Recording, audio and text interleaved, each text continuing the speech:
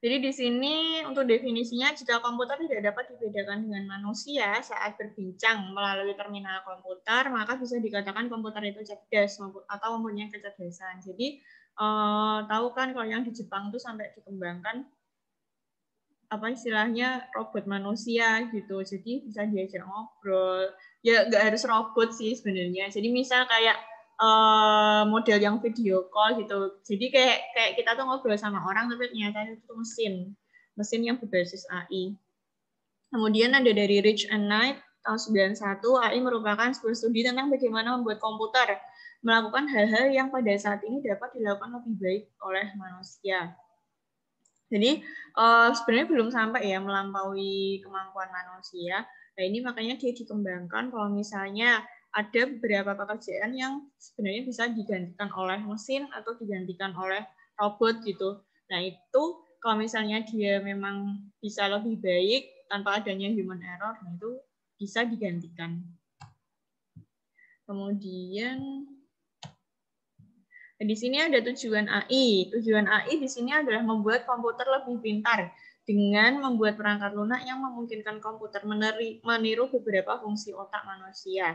Idenya bukanlah untuk menggantikan manusia, tetapi untuk menyediakan alat yang lebih kuat untuk membantu kita melakukan pekerjaan kita. Jadi lebih powerful, lebih pintar lah istilahnya daripada mesin-mesin dulu atau robot-robot yang digunakan dulu gitu, yang hanya menjalankan apa yang diperintah, tapi juga dia bisa learning atau belajar. Oh, kalau dia ngomong ini, nanti aku balasnya apa, kayak gitu.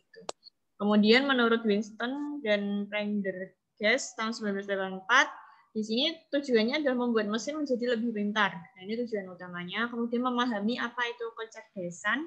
Tujuan ilmiahnya adalah membuat mesin lebih bermanfaat. Tujuan entrepreneurial. Jadi memang nantinya pasti akan menuju ke entrepreneur yang lebih apa ya istilahnya lebih bernilai lah harganya dibandingkan misal mesin-mesin zaman dahulu. Kan mesti kalau misalnya dia lebih canggih akan dijualnya lebih mahal. Nah, di sini ada beberapa histori ini enggak semua ya saya tampilkan karena ternyata historinya itu banyak banget. Bahkan di sampai tahun 1980 itu masih ada. Jadi saya masih hanya menampilkan untuk yang sampai dia itu kecerdasan buatan dicetuskan dulu tahun berapa. Jadi untuk tahun 1943 ini dari ada Warren McCulloch. Kalau kalian sering buka-buka tentang IT ini McCulloch ini ada. Ini nanti di JST ada apa namanya metode McCulloch ini. Dan Walter Pitts model neuron buatan di mana setiap neuron dicirikan sebagai on atau off. Nah, ini nanti akan belajar mengenai jaringan syaraf tiruan. Kemudian 1949 ada Donald Hebb, demonstrasi pembaruan rule sederhana untuk memodifikasi kekuatan jaringan antar neuron. Ini juga ada Hebbian ini nanti. Rule, jadi rule di sini tuh aturan-aturan yang digunakan untuk learning-nya, pembelajarannya. Jadi learning itu nggak cuma misal masukin data gitu ya, masukin data terus jadi nanti dipelajari itu enggak. Jadi ada kita harus membuat rule-rule yang nantinya dia itu learning-nya tuh lebih pintar gitu. Nah, ini nanti kita akan belajar. Kemudian tahun 1950 ini ada Marvin Minsky dan Gene Edmonds membangun komputer jaringan saraf pertama bernama SMART. Jadi nanti kalian kalau misalnya tertarik bisa browsing-browsing sebenarnya kayak gimana sih komputer yang si SMART ini. Kemudian yang tadi ya ada yang 1950 lagi yang Alan Turing, tadi ini kita bahas kembali.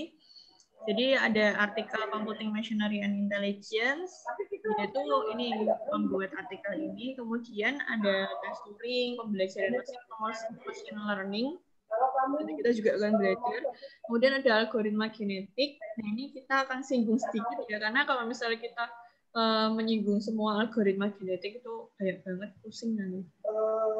Ini pembelajaran penguatan dulu, soalnya saya algoritma genetika itu ada di mata kuliah sendiri juga jadi satu di sini. Jadi mungkin nanti kita akan bahas sedikit aja. Kemudian di tahun ini tak mute dulu. Oke, kemudian tahun 1956 ini ada John McCarthy membuat istilah kecerdasan buatan pada konferensi dan menemukan bahasa pemrograman Lisp. Jadi ini yang pertama kali dicetuskan adanya kecerdasan buatan. Asalnya bukan itu namanya. Jadi ada beberapa nama. Nah, inilah yang terakhir disepakati tahun 1956 menjadi istilah kecerdasan buatan. Sebenarnya di historinya itu banyak ya, dari sampai abad ke 17, 19 itu masih dikembangkan. Ada beberapa aplikasinya. Jadi silahkan nanti kalau misalnya kalian tertarik bisa mempelajari itu sampai tahun 2004 pun masih ada. Jadi pengembangan JST atau jaringan saraf tiruan itu masih dikembangkan. Itu silahkan di buku ada, ini juga banyak di internet. Nah, kemudian di sini ada kecerdasan alami versus kecerdasan buatan. Jadi alami ini maksudnya ini ya kecerdasan manusia yang memang dimiliki secara alamiah. Nah, di sini ada beberapa keuntungan untuk kecerdasan buatan menurut Turban. Di sini kecerdasan buatan bersifat permanen, tapi kecerdasan alami itu cepat berubah. Maksudnya permanen itu kan karena dia mesin ya. Ada kode-kode yang dimasukkan, ada inputannya. Nah, itu permanennya itu. Maksudnya kalau kodenya tidak diubah atau tidak ada inputan yang diubah, itu dia sifatnya kan permanen, nggak mungkin berubah kan learning-nya. Nah, kecuali kalau misalnya manusia itu kan kalau misalnya diberi pengetahuan, itu tuh dia bersifatnya kan parsial ya, kayak nggak semua pengetahuan itu bisa masuk ke dalam otak manusia gitu. Mungkin misalnya diajari formulasi apa gitu. Nah, itu biasanya tuh kalau misalnya manusia tuh pemrosesannya tuh nggak langsung semuanya paham gitu. Mungkin ada secara parsial bagian formula ini yang dia paham, bagian formula selanjutnya tidak.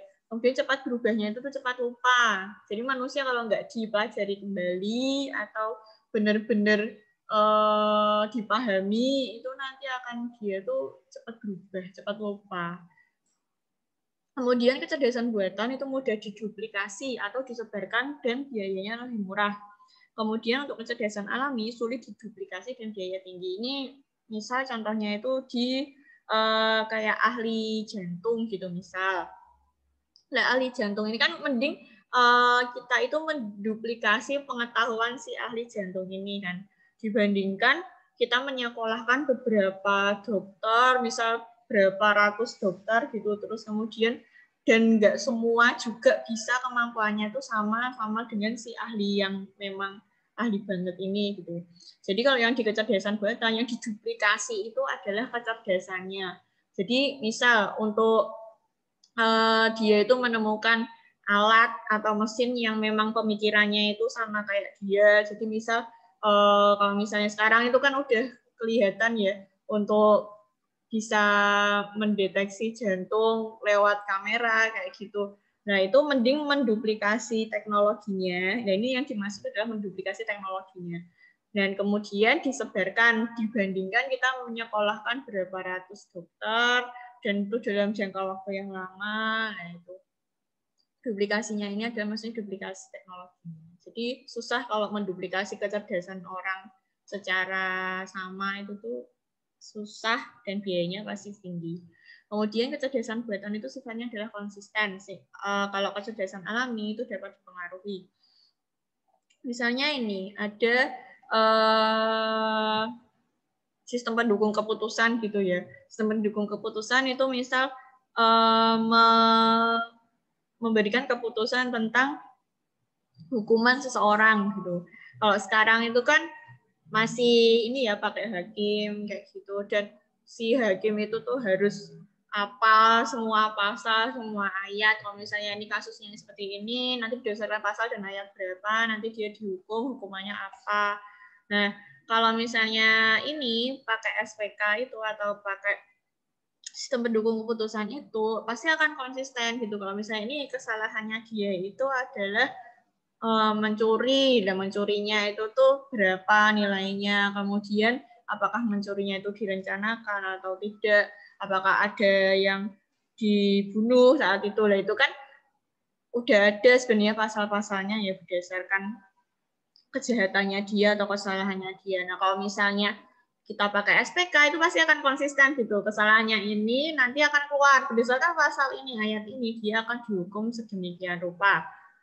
Tapi kalau misalnya ini manusia yang menggunakan kecerdasan alami itu akan dapat dipengaruhi. Misal si tersangkanya ini tuh sempat ketemu sama si hakimnya, ternyata kenal nih. Nah itu biasanya akan mempengaruhi dari keputusannya dia. Oh ini wong ini kenal gini. Jadi pasti akan mempengaruhi. Nah, ini sebenarnya plus minus ya. Bagusnya itu kalau yang pakai kita SPK, misal konsistennya itu dia benar-benar sesuai gitu pasalnya. Tapi misal nih, kan kalau di Indonesia, ini kemarin sempat trending ya, anak melaporkan orang tuanya gitu, karena berebut warisan, bla bla bla. Kalau misalnya emang benar kita pakai SPK, itu pasti benar-benar si orang tua akan dijatuhi sesuai hukuman yang dilaporkan gitu. Nah, minusnya seperti itu. Tapi kan kalau kita di logika gitu ya, wong jenenge wong tua ya wis nglairke dari dulu gitu. Terus kok anak nuntut perkara harta. Nah, itu kan kalau misalnya di dalam humanity atau manusiawinya itu kan mesti nek di logika kan nggak masuk akal gitu. Tapi kalau misalnya dia dimasukkan ke sistem SPK itu pasti akan dihukum sesuai dengan pasal-pasal yang dilaporkan. Tapi kalau misalnya kecerdasan alami itu juga plusnya bisa dipengaruhi gitu. Nah, dipengaruhinya ini untuk plusnya berarti kan ada nggak sih maksudnya anak sampai setega itu ngelaporin orang tua perkara warisan kayak gitu. Nah, itu ada plus minusnya di sini. Kemudian untuk kecerdasan buatan ini dapat didokumentasi. Dapat didokumentasi itu kan karena kita pakainya alat ya, mesin gitu. Biasanya ada reportnya, kemudian jadi kayak step-step dia pembuatan machine learning-nya atau pembelajarannya itu pasti ada gitu. Ada dokumentasinya. Tapi kalau kita sebagai manusia kan nggak bisa. Misalnya kamu udah belajar satu buku gitu, terus berapa halaman yang kamu pahami, kemudian berapa halaman yang belum kamu pahami, itu kan sulit ya didokumentasikan karena adanya di otak gitu. Kita gimana mendokumentasikannya? Kemudian kecerdasan buatan biasanya ada lebih cepat, jadi tergantung prosesornya ya. Kalau sekarang kan komputer paling enggak udah core berapa, i3, i5 kayak gitu. Nah, itu lebih cepat. Jadi kalau misalnya kita ngitung gitu loh, ngitung pakai Excel gitu kan lebih cepat dia yang ngitung kan. Kecuali kalau misalnya kamu ahli matematika apa itu mungkin kamu yang lebih cepat dari prosesor gitu. Nah, sedangkan untuk kecerdasan alami itu biasanya ada lebih lambat. Tapi kelambatan seseorang itu kan beda-beda ya. Jadi biasanya untuk prosesor itu lebih cepat, pemrosesannya yang lebih cepat. Kemudian kecerdasan buatan biasanya mengerjakan lebih baik. Dan kecerdasan alami itu dipengaruhi oleh human error. Nah, kalau manusia itu kan dipengaruhi oleh mood ya kadang. Jadi misalnya ngerjain sesuatu gitu, ngerjain UAS gitu ya. Katanya tadi malam tuh udah belajar tenanan gitu. Rumus ini tuh udah pokoknya harus ngelotok gitu. Tapi ketika tiba-tiba jam 12 malam gitu dihubungi pacar, ternyata pacarnya mutusin kamu, terus esoknya wis amburadul gitu loh. Semua yang kamu pelajari sebelumnya itu pasti nggak akan masuk ketika mengerjakan UAS. Itu salah satunya dipengaruhi human error. Kalau misalnya kecerdasan buatan dia nggak dipengaruhi emotion ya, tidak dipengaruhi emosional. Jadi dia biasanya tidak dipengaruhi oleh mood, tidak dipengaruhi oleh keadaan sekitar. Ya wes itu learningnya dia atau perintahnya dia, yaitu dia akan mengerjakan sesuai karena nggak dipengaruhi oleh faktor-faktor lain. Kemudian ada keuntungan kecerdasan alami, kreatif. Jadi kreatif itu nggak bisa ya kalau misalnya mesin terus jadi kreatif gitu malah medeni ya sih. Nah ini untuk keuntungan kecerdasan alami, jadi yang namanya manusia itu pasti punya kreativitas. Pengetahuan seorang manusia akan semakin bertambah seiring perkembangan waktu dan pengalamannya. Dan rasa bosan membuat manusia itu lebih kreatif. Ya biasa ya netizen Indonesia itu kan kadang kreativitasnya itu ya seperti itulah. Kemudian pada kecerdasan buatan harus menambahkan pengetahuan pada sistem. Nah ini kalau misalnya di AI itu kan berarti kalian yang tadi ya yang saya bilang harus menambahkan pengetahuan baru di dalam sistem. Jadi nggak langsung otomatis terus dia ngerti sendiri, itu tuh nggak, meskipun learning, tapi yang di learning itu adalah learning yang telah di-input, yang rule-rule-nya tadi berdasarkan rule-rule yang telah di-input. Kemudian pengalaman langsung. Jadi kalau manusia nih, misal lihat misal pengen masak, lihat video YouTube gitu kan, bisa langsung kan kalian nerapin, oh iya bumbunya ini, bla bla bla bla, bisa langsung diaplikasikan. Tapi kalau ada kecerdasan buatan, dia harus input data simbolis gitu. Jadi misal, ya dia bisa gitu, misal lihat YouTube gitu, tapi kan harus ada data-data lagi yang dimasukkan. Misal dia sebelumnya belum mengenal bumbu turmeric, misal turmeric itu kunir ya, misal belum mengenal bumbu kunir ya, dia nggak akan bisa gitu mengenali si kunir ini sebelum dia diinput learning tentang si kunir ini. Kemudian pemikiran manusia itu luas, tapi kecerdasan buatan sangat terbatas. Ini ada kaitannya ya, yang antara 2 sama 3. Jadi pemikiran manusia itu luas, bisa berpikir unpredictable gitu. Tapi kalau kecerdasan buatan yaitu yang berdasarkan yang dia input, berdasarkan yang learning yang diberikan. Jadi memang dia terbatas. Kemudian di sini ada komputasi AI versus konvensional. Untuk konvensional ini kan biasa ya, manusia memberitahu komputer cara menyelesaikan masalah. Kemudian komputer diberi data dan program langkah demi langkah algoritma, kan kalian udah kan kemarin, yang menentukan bagaimana data dimanipulasi untuk mencapai jawaban. Jadi pakainya pendekatan analitis. Jadi misal kalau kalian pakai membuat sistem pendukung keputusan itu kan biasanya ada istilahnya kayak formulasi-formulasi yang harus dimasukkan. Makanya dia bisa mengeluarkan hasil itu kan berdasarkan formulasi-formulasinya. Kemudian kalau komputasi AI, jadi manusia memberitahu komputer apa masalahnya, tetapi bukan bagaimana mengatasinya. Komputer diberi pengetahuan tentang bidang subjek masalah dan beberapa kemampuan menyimpulkan. Jadi manusia itu tidak memberitahu komputer gitu secara khusus bagaimana memecahkan masalah dan itu menentukan sendiri metode untuk mencapai solusi. Pendekatan meta-heuristik, tadi ya, genetik algoritma genetik itu adalah merupakan pendekatan meta-heuristik. Jadi dulu saya itu kuliah meta-heuristik itu benar-benar mata kuliah sendiri. Dan di situ di dalam meta-heuristik itu ada genetik algoritma atau algoritma genetik. Nah, ini adalah salah satu metode yang digunakan untuk mencapai solusinya. Nah, di sini gimana sih komputasi AI sebenarnya? Jadi perangkat lunak AI itu tidak didasarkan pada algoritma, namun didasarkan pada representasi dan manipulasi simbolis. Jadi tadi ya pakai rule tadi. Jadi rule itu tuh kalau logikanya secara dasar itu misal A kalau sama B nanti jadinya apa? A dikurangi B nanti jadinya apa? Jadi akan banyak rule di situ untuk representasi dan manipulasinya. Kemudian AI menggunakan huruf, kata, atau angka untuk merepresentasikan objek, proses, dan hubungannya. Objek dapat berupa orang, benda, ide, konsep, peristiwa, atau pernyataan fakta, menggunakan simbol-simbol tersebut untuk membangun pengetahuan dasar. Ini bahasa Inggrisnya knowledge ya. Jadi kalau misalnya kalian ini juga ikut knowledge management, mungkin sempat disinggung untuk AI di sini karena memang AI itu berdasarkan knowledge yang menyatakan fakta, konsep, dan hubungan di antara mereka. Berbagai proses digunakan untuk memanipulasi simbol untuk memecahkan masalah. Ini simbol-simbolnya itu dimanipulasi, maka dia akan bisa untuk memecahkan masalah yang diberikan itu tuh seperti apa. Kemudian teknik dasarnya adalah pencarian dan pencocokan pola. Jadi nanti juga ada kita belajar untuk mencari dan mencocokkan pola. Dengan kondisi awal, perangkat lunak AI mencari pengetahuan dasar, bahas lagi ya pengetahuan dasar, jadi basic knowledge, untuk mencari kondisi atau pola tertentu. Itu mencari kecocokan yang memenuhi kriteria untuk memecahkan masalah dan menemukan jawaban terbaik. Jadi nanti juga ada sistem pakar atau expert system. Istilahnya hampir sama ya kayak SPK. SPK di sistem mendukung keputusan. Cuma di sini untuk SPK-nya itu dia nggak pakai algoritma, tapi memang memakai pola data, pola learning-nya atau knowledge yang kita masukkan. Di sini ada beberapa klasifikasi AI, banyak ya sebenarnya. Di sini ada machine learning, kemudian natural language processing atau NLP, expert system, vision, speech planning, dan robotics.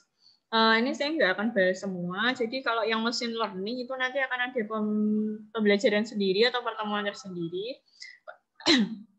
Kalau yang lainnya itu tuh ini biasanya udah kayak NLP ini bisa dimasukkan ke machine learning, vision juga bisa dimasukkan ke machine learning. Jadi nanti akan ya paling dijadikan satu. Kemudian robotik kita nggak terlalu bahas ya untuk robotik karena memang bukan bidangnya kita. Jadi ya kita hanya sebatas tahu untuk di robotik itu seperti ini.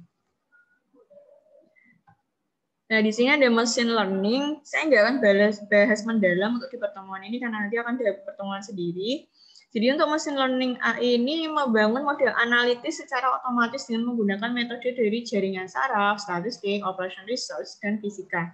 Untuk menemukan wawasan tersembunyi dalam data, kemana harus mencari atau apa yang harus disimpulkan.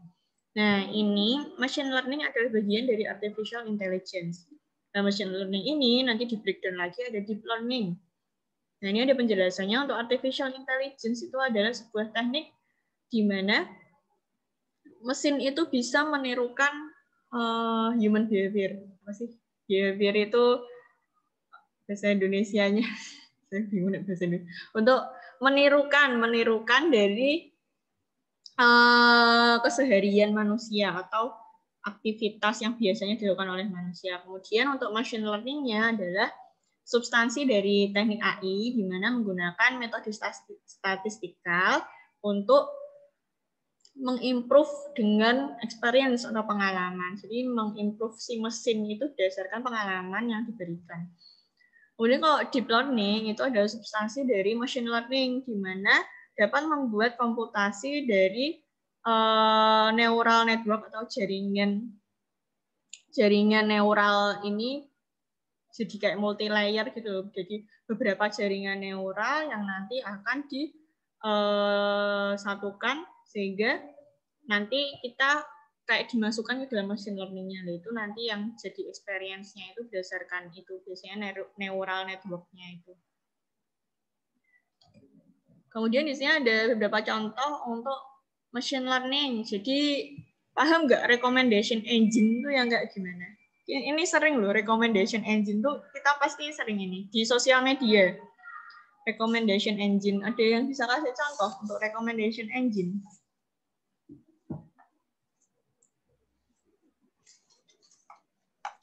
Iklan-iklan di Instagram. Nah ya, iklan di Instagram. Benar, itu jadi kayak ini ya, dia itu recommendation engine itu berdasarkan apa yang kita sempat cari gitu, misal di Google atau di Instagramnya. Nah, itu nanti dia ads-nya itu berdasarkan apa yang kita cari.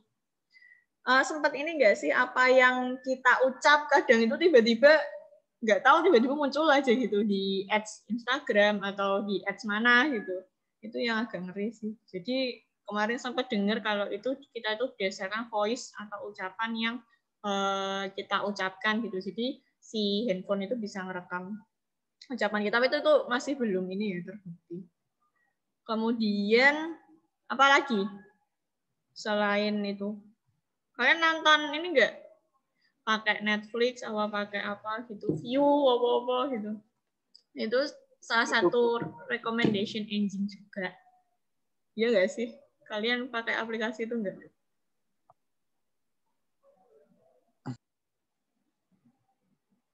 Jadi apa yang biasanya kita tonton gitu dia ini ngerekomendasiin sendiri. Misal kalau ada yang suka Korea gitu ya. Misal aku ki dalam seminggu nontonnya Korea, terus itu nanti yang direkomendasikan itu akan ini apa namanya film-film Korea. Tapi kalau misalnya aku senangnya film historical gitu, nanti yang keluar rekomendasinya adalah film historik. Nah itu salah satu recommendation engine. Kemudian self-driving cars. Ini udah pada denger kan siapa yang ini, yang udah mulai pakai self-driving cars, yang perusahaan yang udah mulai memproduksi self-driving cars? Tesla. Tesla. Nah, terus Tesla kan udah mulai produksi massal ya untuk yang apa namanya self-driving cars atau autonomous cars. Nah, itu mereka udah mulai banyak produksi. Kemudian ada ranking post. Ada yang tahu ranking post di sosial media juga ini?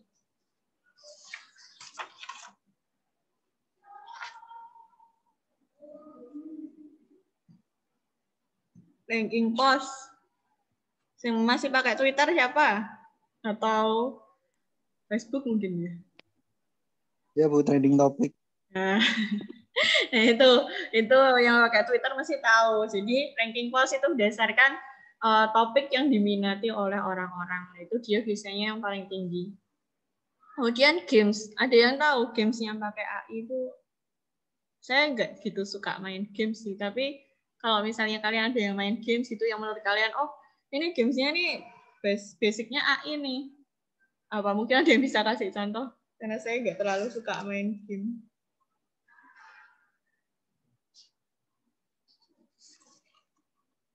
Ada nggak games yang berbasis AI gitu?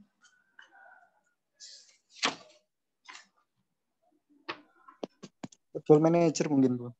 Apa? Football Manager. Football Manager itu gimana gamesnya? Kita nyusun pemain sendiri. Kita nyusun pemain, nanti pemainnya main-main sendiri itu. Jadi menang kalahnya tergantung sistem. Oh gitu. Jadi yang penting kita manajemennya gitu ya istilahnya. Iya. Oke, ya itu mungkin bisa ya karena saya nggak ini gamesnya. Kalau yang banyak jadiin contoh itu sih kayak chess, catur.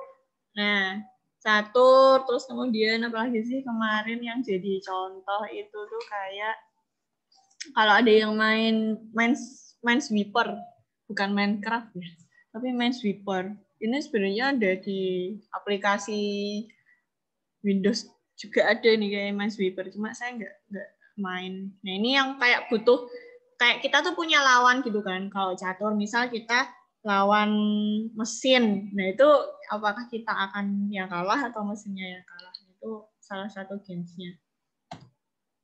Kemudian ada Natural Language Processing atau kita sering sebut NLP. Jadi merupakan salah satu cabang ilmu AI yang berfokus pada pengolahan bahasa natural, bahasa manusia. Bahasa natural itu bahasa yang secara umum digunakan oleh manusia dalam berkomunikasi satu sama lain. Bahasa yang diterima oleh komputer butuh diproses untuk dipahami terlebih dahulu supaya maksud dari user bisa dipahami dengan baik oleh komputer. Nah, jadi komputer itu tuh enggak yang dengar suara kita atau kita nulis gitu terus dia paham gitu, itu enggak. Jadi memang dia itu butuh, ya kan kalian udah belajar ya Prokom, APSI itu. Jadi memang butuh bahasa sebagai konverternya gitu. Nah, di sini ada beberapa aplikasi populer dari NLP. Salah satunya adalah aplikasi Translate. Contohnya Google Translate. Kalian udah tahu. Kemudian ada pemproses kata. Contoh Microsoft Word dan Grammarly. Kalau kalian udah mulai pakai Grammarly, ini si Grammarly ini tuh sangat membantu. Saya pun pakai gitu. Jadi dia itu bisa memperbaiki mungkin kata-kata yang kurang tepat dibubuhkan ke dalam paragraf itu, atau kayak tensis yang memang kurang tepat. Misalnya tuh itu kan nggak boleh pakai selain verb one gitu ya. Misalnya aku nulisnya tuh processing gitu. Jadi dia akan memproses, oh kalau tuh itu tuh nggak boleh pakai processing, harusnya tuh itu proses. Nah kayak gitu. Ini Grammarly sangat membantu. Jadi silahkan kalau misalnya kalian nanti bikin kayak jurnal atau apa nih, sangat membantu Grammarly. Kemudian aplikasi interaktif voice response. Ini sering ini. Ada yang tahu contohnya IVR. Kayaknya yang dulu ikut simulasi tuh pasti ngerti aja IVR. Karena dulu ada studi kasusnya IVR. Apa IVR? Aplikasi interaktif voice response. Ada yang tahu? Ada yang bisa kasih contoh? Yang ikut simulasi, kudu ngerti ya IVR. Nek rak lali studi kasusnya.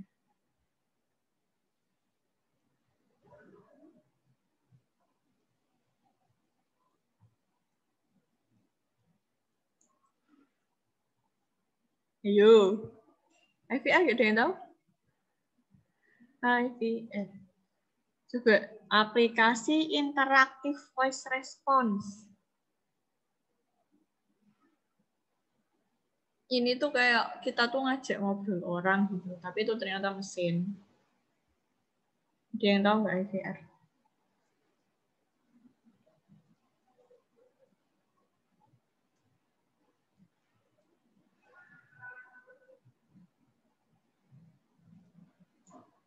Jangan tahu, kalian kalau ngomong sama operator itu loh, yang awal banget, misal kalian telepon CS, BNI misal, itu kan yang awal itu kan adalah IVR.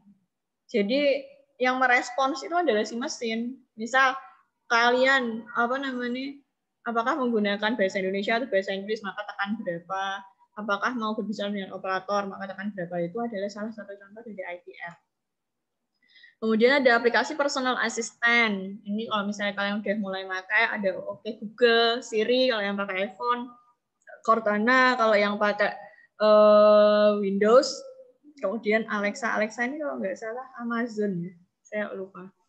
Nah ini adalah salah satu contoh personal assistant. Dulu kan mungkin kayak Oke Google atau Siri itu kan terbatas ya obrolannya. Jadi kalau misalnya dia nggak ngerti, misal dia mesti bilang I don't understand what you're talking about gitu. Nah itu berarti dia belum dapat learning atau pembelajaran dari apa yang kalian bicarakan itu. Biasanya gitu. Saya nggak tahu apa yang kamu maksud atau yang kamu bicarakan.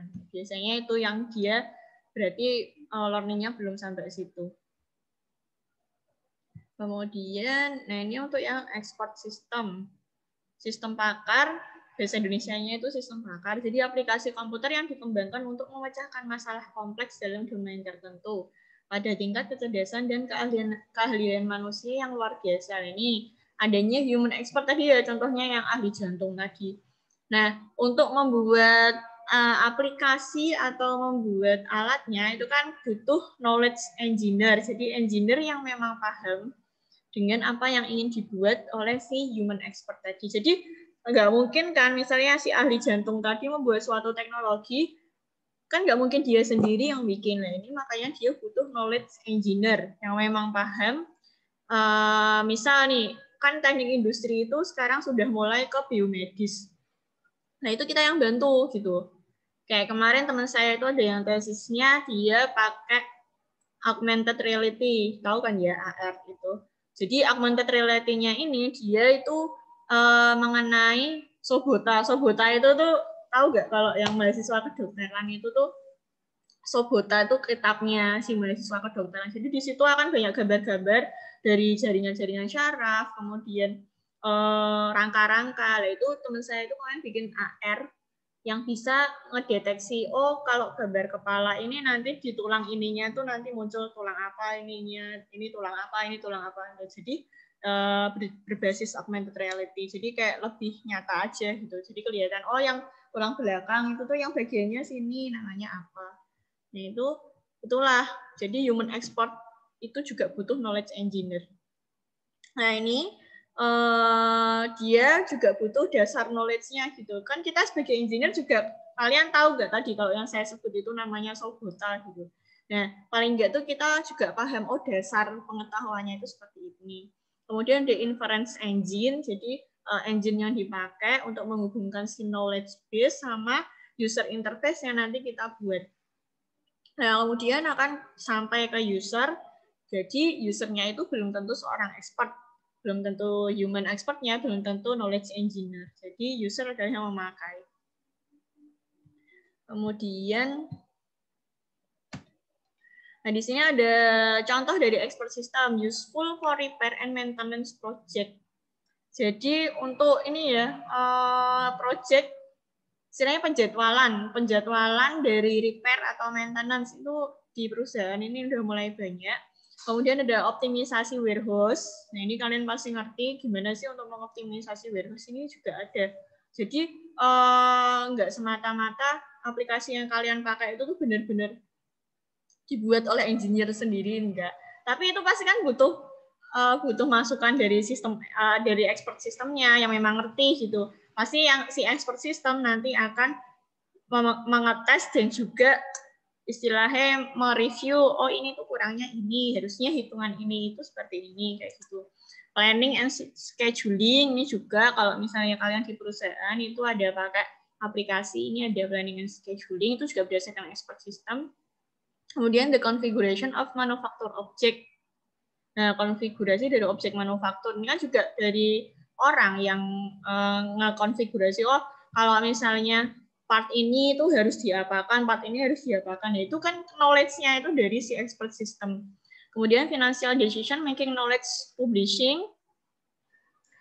Kemudian ada proses monitoring and control. Ini juga pakai aplikasi semua ini. Supervise the operation of the plan and controller. Stock market trading. Kalau kalian yang ikut trading ini pasti ngerti gimana memantau tradingnya itu. Kemudian airline scheduling dan cargo schedule. Ini juga pakai aplikasi ya. Kalau nggak pakai aplikasi itu pusing biasanya schedule-nya. Nah, ini ada beberapa contoh lain aplikasi. Kalian nanti bisa cek. Saya ambilnya dari Forbes yang ini ya, yang meyakinkan lah webnya. Kalau kalian ambil dari web itu ambillah yang web yang meyakinkan gitu. Memang terpercaya.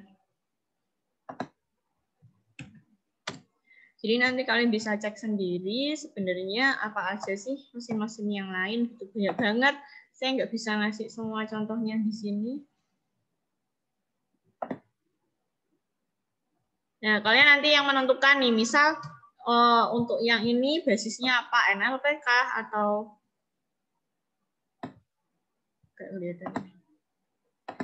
NLP atau expert system atau machine learning. Nah, di sini ada dikategorikan berdasarkan bidangnya. Ini ada energi, ini pakainya apa. Nah, ini dia udah pakai IoT untuk machine learning untuk membangun sebuah Internet of Energy. Jadi ada Advanced Analytic and Machine Learning enable predictive maintenance and power operation and business optimization to help GE power work to vision of digital power plant. Nah, ini GE. Kalian tahu kan GE? Salah satu perusahaan swasta tapi ya yang pembangkit listrik itu. Kemudian ada financial service. Tadi ada contohnya financial service. Ini ada. Nah, dia pakai data analitis dan machine learning algoritma untuk membantu mendeteksi fraud in near real time. Jadi memprediksi kayak kebangkrutannya. Kemudian they stop saving millions in losses. Jadi karena mereka bisa memprediksi kebangkrutannya itu, jadi mereka itu bisa saving beberapa million, kehilangan beberapa million. Nah, ini ada di healthcare juga. Nah, ini CT scan. Kemudian ada nih Google DeepMind kalau kalian main-main ini. Membuat mesin yang bisa menirukan proses pemikiran dari otak kita. Ini cuma saya belum tahu kayak gimana untuk dia teknisnya, permainannya seperti apa. Nah, di manufacturing juga ada. Volvo itu pakai untuk memprediksi failure-nya part. Kapan servis tadi ya ada. Kemudian BMW. Nah, ini yang otonomous. Ini BMW juga lagi mengembangkan nih yang otonomous. Nah, ini media kayak BBC. Ini juga media tuh bisa pakai machine learning ya. Dia pakainya big data. Nah, ini bisa kalian lihat, ini ada 20. Berapa tadi? 27. Nah, 27 incredible examples of AI dan machine learning in practice. Jadi nanti kalian bisa cek untuk banyak contoh-contohnya ini, silakan. Banyak banget. Nah, ini ada service, sosial media, Instagram, Facebook juga mereka tuh pakai, Twitter. Silahkan bisa dicek. Jadi nggak cuma di website ini, sebenarnya banyak website. Cuma saya ambil website yang memang Forbes itu kan memang terkenal untuk dia ya incredible news lah.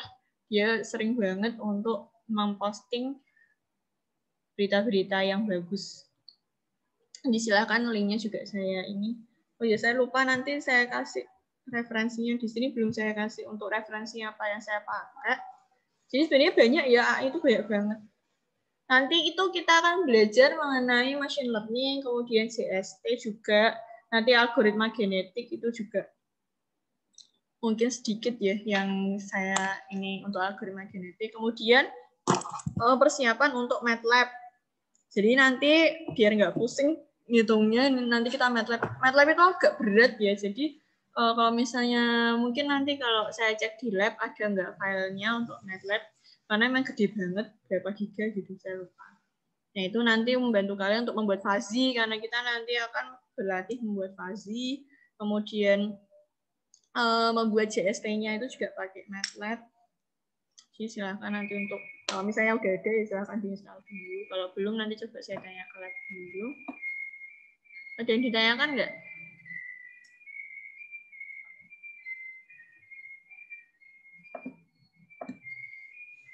Ada yang ditanyakan dari perkuliahan ini?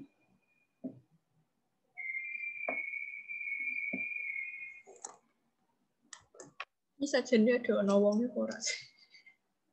Sing jawab kok Ruki, sebenarnya loh. Ada, Bu. Belum. Cukup, Bu. Yuk. Oke, ini sekalian saya absen ya. Silakan untuk videonya diaktifkan.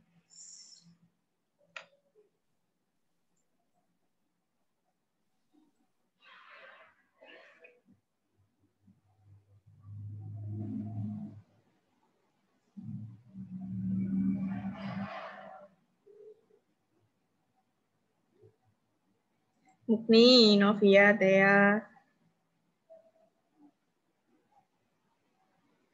Fendi, Aura, Dimas. Mau kita Dimas ngomong? Fendi wong.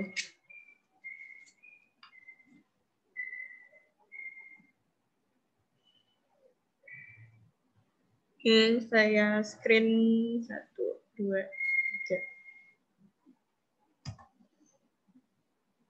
Oke. Ini ada nggak sih? Udah ada ininya belum? Udah ada apa namanya grupnya? Mau ngajarinnya langsung ngomong wes, sama sing dulu. Belum. Belum ada? Nggak tahu, Bu. Lah ya aku nggak tahu di dekonin, udah ada grupnya belum, nggak tahu. Soalnya yang liannya ada yang udah bikin, ada yang belum. Jadi silakan kalau misalnya mau dibuat grup, ya silahkan dibuat grup. Nanti siapa untuk yang koordinatornya monggo untuk dibuat grupnya. Kalau nggak ada pertanyaan, oke, sampai sini. Terima kasih. Wassalamualaikum warahmatullahi wabarakatuh.